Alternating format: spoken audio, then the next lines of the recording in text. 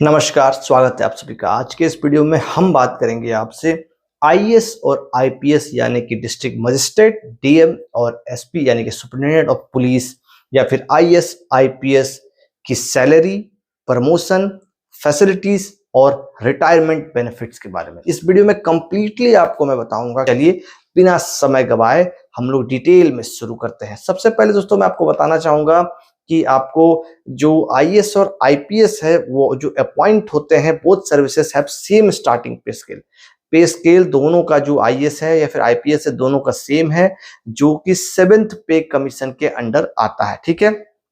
दूसरा दोस्तों मैं आपको बताना चाहूंगा कि बेसिक पे जो है वो है 56,100 रुपीज पर मंथ है। ठीक है, आपको ये बेसिक पे है। और जो डेयरनेस अलाउंस जिसको कहते हैं, डीए जिसको कहते हैं, वो अप्रोक्सीमेटली 17% ऑफ द बेसिक पे है, जिसका मतलब हुआ कि 9,537 रुपया per month, subject to change as per inflation. एक और बात आपको मैं बताना चाहूंगा, आपको जो भी मैं नंबर्स, जो आंकड़े मैं आपके सामने रख रहा हूं, उसमें थोड़ा बहुत ऊपर नीचे इधर उधर हो सकता है। ऑन एन एवरेज आपको एक आइडिया और आपको एक जानकारी मिल पाएगी कि हाँ किसके बेस में और किसके आसपास रहता है। ठीक है। एचआरए आपको मिलता है जो कि हाउस रेंट अलाउंस जैसे कहा जाता है, varies based on the city of the posting. अब इसको 3 कैटेगरी में बांटा गया है, जैसे कि टायर 1 सिटी में 24% ऑफ बेसिक पे मिलता है, यानी कि 13,464 रुपए। वहीं टायर 2 में आप मान लीजिए सिटी, एक ऐसा सिटी जहां पे 16% ही बेसिक पे का मिलता है, जिसका मतलब 8,976। और जो सिटी 3 का जो टायर 3 बनाया गया है वो है बेसिक पे का 8%, जिसमें कि 4,488 रुपए ही आपको मिलता है। आपके मन में सवाल हो सकता है कि ऐसा क्यों। फॉर एन एग्जाम्पल मान लीजिए आप आईएएस अधिकारी बनकर, डीएम बनकर जाते हैं बैंगलोर, और एक आईएएस अधिकारी बनकर जाता है कैसे ऐसा जिला जो कि बहुत ही अति पिछड़ा है और बहुत ही निम्न स्तर का है किसी जगह पे। ठीक है। तो अब बैंगलोर में जो एचआरए है, हाउस रेंट अलायंस है, वो स्वाभाविक है ज्यादा होगा, वहां की महंगाई ज्यादा है, वहां पे जो रेंट है ज्यादा होगा। तो उस हिसाब से इसको 3 कैटेगरी में बांटा गया है, डिपेंड ऑन योर पोस्टिंग आपको उस तरह का एचआरए मिलता है। ठीक है। अब अगला है दोस्तों आपके लिए ट्रांसपोर्ट अलाउंस। ये होता है ranges from 3,200 to 7,200 on depending on your city. आपका जो भी सिटी होगा उसके आधार पर ये आपको ट्रांसपोर्ट अलाउंस, जिसको आप टीए कहते हैं, वो आपको मिलता है। ठीक है। ये हो गया initial gross salary of IAS और आईपीएस का। टायर 1 सिटी वुड भी कह सकते हैं कि आपको 82,301 रुपीज पर मंथ हो सकता है। जो टायर 1 में आ रहे होंगे एचआरए और सब कुछ मिला के, वो 82,300 रुपीज पर मंथ होगा, सभी अलाउंस को मिलाकर। आप अगर यहाँ पे सैलरी प्रोग्रेशन की बात करें, प्रमोशंस की बात करें, तो कितना कैसे कब को पैकेज मिलता है, तो आपको वो समझने को मिलेगा। सबसे पहला जो पैकेज आपको बता रहा हूँ वो है जूनियर टाइम स्केल से कहा गया, जैसे कि आप 0 to 4 ईयर के बीच मान सकते हैं, जो कि है 56,100 टू 1,77,500। ये आपको जूनियर टाइम स्केल के 0 to 4 ईयर में आपको ये पे स्केल होता है। सीनियर टाइम स्केल में अगर आप देखेंगे तो 4.4 से 9 इयर्स तक में आपको 67,700 टू 2,08,700 रुपीज होता है। ठीक है। और जो थर्ड है वो है 9 to 4 ईयर के लिए, जिसे कि जूनियर एडमिनिस्ट्रेटिव ग्रेड कहा जाता है, जिसमें कि 78,800 टू 2,09,200 रुपीज होता है। ठीक है। अब सिलेक्शन ग्रेड की अगर बात करें, ग्रेड और है जिसको कि 12 से 16 ईयर जब आपकी सर्विस की होती है, तो 1,18,500 रुपए से 2,14,100 रुपए आपका पे स्केल होता है। वहीं आपको अगर हम सुपर टाइम स्केल, यानी कि अब आप बहुत ऊपर के ऊपर जब जा रहे हैं, तो 16 से 25 साल का जब आपका सर्विस होता है, तो 1,44,200 से 2,18,200 रुपए आपकी पैकेज होती है। एवं सुपर टाइम स्केल एक है 25 से 30 साल, जहां पे आपको 1,82,200 से 2,24,100 रुपए का पे स्केल होता है।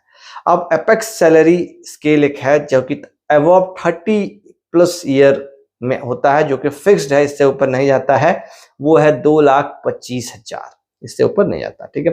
कैबिनेट सेक्रेटरी ग्रेड पर अगर आप जाते हैं तो भी फिक्स्ड है, ओनली फॉर आईएएस, ध्यान रखिएगा, आईपीएस के लिए नहीं।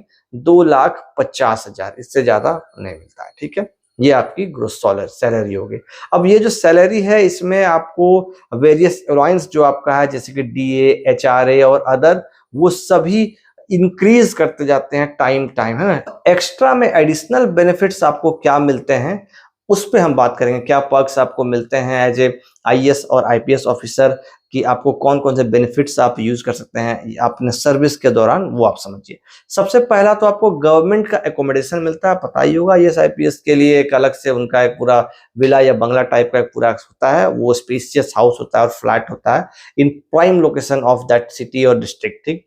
दूसरा एक ऑफिशियल व्हीकल मिलता है, गाड़ी मिलती है आपको with driver for official duties only. याद रखिएगा, ये भी आपको पता होना चाहिए कि आपके आसपास अगर डीएमएसपी या कोई भी आदमी, कोई भी सरकारी कर्मचारी अधिकारी घूम रहा है अपने पर्सनल काम के लिए, तो that is not under legal law, वो लीगली सही नहीं है, आप उसको टोक सकते हैं, रोक सकते हैं, है ना।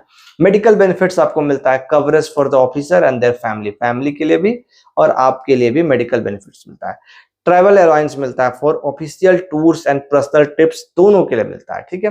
Pension and post retirement benefits है जिसमें कि सिग्निफिकेंट पेंशन अमाउंट मिलता है और पोस्ट रिटायरमेंट पर्क भी मिलता है। कितना मिलता है वो भी हम बात करेंगे। सिक्योरिटी मिलता है, IPS officers often receive security personal for their safety. IAS के लिए जो सिक्योरिटी है नॉर्मल सिक्योरिटी है, जो आईपीएस के लिए उसको एक अलग से सिक्योरिटी पर्सनल मिलता है ताकि वो अपनी सेफ्टी इंश्योर कर सके। ये जो फैसिलिटीज है, बेनिफिट्स है आईएएस और आईपीएस ऑफिसर्स को मिलते हैं। अब हम बात करेंगे कि आफ्टर रिटायरमेंट आपको रिटायरमेंट बेनिफिट्स क्या क्या मिलता है। ठीक है, for both IAS and IPS officer. सबसे पहला आपको pension calculated at 50% of the law last drawn salary, जो भी आपका लास्ट ड्रॉन सैलरी आपका होगा उसका 50%। For instance if an officer retires at the apex scale with salary of 2,25,000, अगर कोई मान लीजिए 2,25,000 पे कोई रिटायर करता है तो उसका पेंशन होगा कितना, आपको बता दूं मैं कि 1,12,500 रुपए। तो आपकी जो लास्ट सैलरी होगी उसके बेस पे आपका पेंशन डिपेंड करता है। ठीक है, आप खुद से इसको कैलकुलेट कर सकते हैं। ग्रेट्युटी मिलता है, a lump sum amount received upon retirement, एक अच्छा खासा ग्रेट्युटी अमाउंट मिलता है आपको, आपका रिसीव होता है आपका after retirement. General provident fund जिसको जीपीएफ कहते हैं, accumulated amount contributing during the service period, उसके बेस पे आपको मिलता है। जो भी आपका सर्विस के सर्विस में जो पीएफ, वही जो पीएफ आपको कटता है वो आपको एक्यूमुलेट करके एक कंट्रीब्यूटेड अमाउंट मिलता है आपको आफ्टर रिटायरमेंट। लीव इनकेसमेंट आपको मिलता है, unused leave days are encashed as per government rules. जो भी आप मान लीजिए छुट्टी अगर नहीं लिए होंगे, जैसे आपके ईएल होंगे या फिर जो भी छुट्टियां आपकी है वो अगर आप अनयूज्ड है तो उसके बेस पे आपको कैश किया जाता है। ठीक है, depend on their government rules. Medical benefits है जिसमें कि continued medical benefits post retirement for the officer and their spouse. तो अब जो आपको मेडिकल सर्विसेज मिल रहा था ड्यूरिंग सर्विस, आफ्टर सर्विस आपको और आपके पति है, पत्नी है तो पत्नी के लिए, अगर आप पत्नी है तो पति के लिए आपको वो मिलता रहेगा। फैमिली में सिर्फ इतना ही। ठीक, ये बेनिफिट्स आपको मिलता है for you to secure and comfortable life के लिए आफ्टर रिटायरमेंट। तो दोस्तों डिटेल में मैंने आपको बताया कि आईएएस एंड आईपीएस ऑफिसर्स की जो सैलरी है, प्रमोशन है, रिटायरमेंट बेनिफिट्स है, वो क्या क्या। इस तरह के और भी इंटरेस्टिंग जानकारी के लिए आप सब्सक्राइब कर सकते हैं। वीडियो अच्छा लगा हो तो लाइक जरूर करें, किस सिटी से इस वीडियो को देख रहे हैं वो जरूर बताएं। तब तक के लिए टेक केयर और बेस्ट विशेष। अगर आप तैयारी कर रहे हैं तो जय हिंद, जय भारत, नमस्कार।